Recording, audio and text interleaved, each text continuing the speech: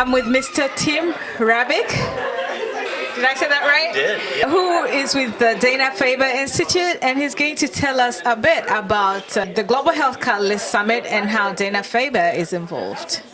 Thank you very much. Well, this is a really important and interesting meeting that's been happening for a number of years now.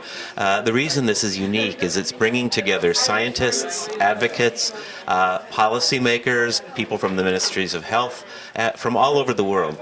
And that's a fairly unique group brought together to talk about cancer as a problem.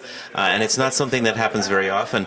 You see in the early years of this conference, people were just sort of getting to know one another. They weren't quite sure how to talk to one another. And now people are actually starting to get to know and trust one another and have conversations that are very cross-disciplinary, where policymakers can talk to scientists. And so this is a really unique, important venue in which this kind of conversation can happen. So it's been wonderful. Yeah, politicians and scientists. That's an interesting blend, but it's quite welcome. Does Dana-Farber contribute to some of the collaborations that are results of the Global Health Catalyst Summit? Yeah, very much so. So first of all, Dana-Farber sponsors this meeting, and is we're in the institute itself. So it's been an important thing for us to support through the many years, and things have come out of it. They're raising the visibility of these kinds of activities. Dana-Farber has a lot of influence in the cancer community, and people listen to what Dana-Farber says. We are always at the cutting edge of the kind of work that goes on in this area, and so it really helps when we lead this kind of activity and support it. Others listen and others learn from what we've done, and I think that's a really important role that we can play.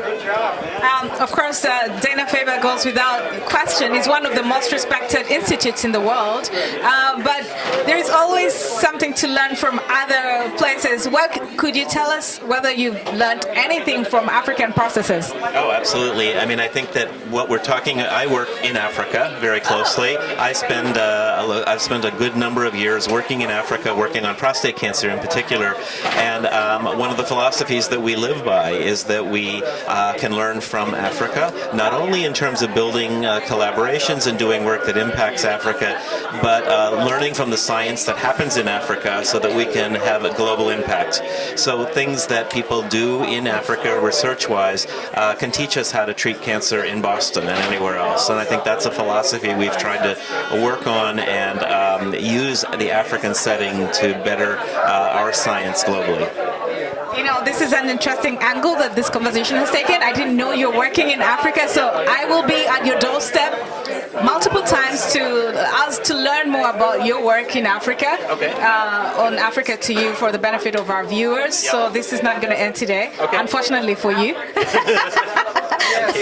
I'm glad to have the conversation. So excellent. So again, we're at the Global Health Catalyst Summit, and we will be bringing you more about collaborations in cancer care and research, and also we continue to appeal to everybody to find ways to collaborate with the Dana-Farber Institute, with the Global Health Catalyst team for the benefit of all the world, because it's not just Africa, but low and middle income countries. I beg your pardon.